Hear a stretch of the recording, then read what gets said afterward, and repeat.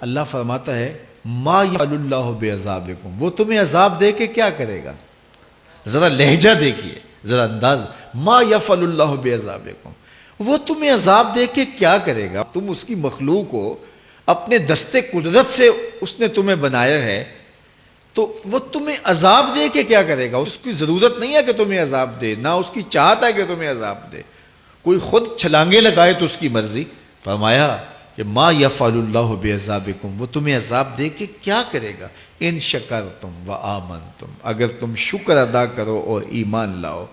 تو وہ تو قدردان ہے جو کوئی اس کا شکر کرتا ہے اور جو اس پر ایمان لاتا ہے۔ تو اللہ اس کے لیے عذاب نہیں رکھا، اس کے لیے رحمتیں رکھی ہوئی ہیں۔ تمہیں دستے قدرت سے بنایا ہے اور وہ تمہیں خوش دیکھنا چاہتا ہے، تمہیں خوشحال دیکھنا چاہتا ہے، تمہیں سرشار دیکھنا چاہتا ہے، تمہیں نہال دیکھنا چاہتا ہے، تمہاری زندگی کو خوشگوار دیکھنا چاہتا ہے۔ تم نے اپنے آپ کو خود اپنے اعمال کی وجہ سے مصیبتوں میں ڈالا ہے، تو کہا شکر کرنے کی عادت ڈال لو، دیکھنا پھر اللہ تعالیٰ جل شانہ کی رحمتیں تمہارے اوپر کس طرح اترتی ہیں، اس کی نوازشیں تمہارے اوپر کیسے برستی ہیں۔ توکل اگر ہم سیکھ جائیں تو توکل ایک ایسی دولت ہے کہ جو خوشحال زندگی کی ضمانت بنتی۔ جب ہم اللہ پر توکل نہیں کرتے اور ہم سمجھتے ہیں یہ سب کچھ ہماری محنت کا نتیجہ ہی ہوگا، اور نتیجہ جب نہیں آتا تو پھر ہم بے چین مضطرب ہو جاتے ہیں، اور جب ہم اس پہ توکل کر لیں تو پھر ہمارا صرف اتنا ہی کام ہے کہ میاں ہم یہ کام کر رہے ہیں، بس یہ حکم، ہم بیج بو رہے ہیں، بس یہ حکم ہے اور بو رہے ہیں، باقی اس پہ بھروسہ ہے، یہ کام اس کا ہے کہ اس نے اس کو اگانا ہے، اس کے اوپر پھل لگانے ہیں۔ تو جب اس پہ توکل ہو جائے تو بندہ سوکھا رہتا ہے، ورنہ بندہ مشکل میں مبتلا ہو جاتا ہے۔ بسا اوقات ایسا ہوتا ہے کہ بندہ ایک منصوبہ تیار کرتا ہے، اس کا عملی نتیجہ اس کو سامنے نظر آ رہا ہوتا ہے، لیکن نتیجہ بالکل الٹ جاتا ہے۔ سید علی المرتضیٰ فرماتے ہیں میں نے اپنے ارادوں کی شکست سے ہی اپنے رب کو پہچانا ہے، کہ میں ایک منصوبہ تراشتا ہوں کہ یہ اور یوں ہوگا اور وہ ہونا چاہیے، لیکن نتیجہ وہ نہیں آتا، تو کوئی طاقت ہے اس کا جو نتیجہ بدل دیتی ہے۔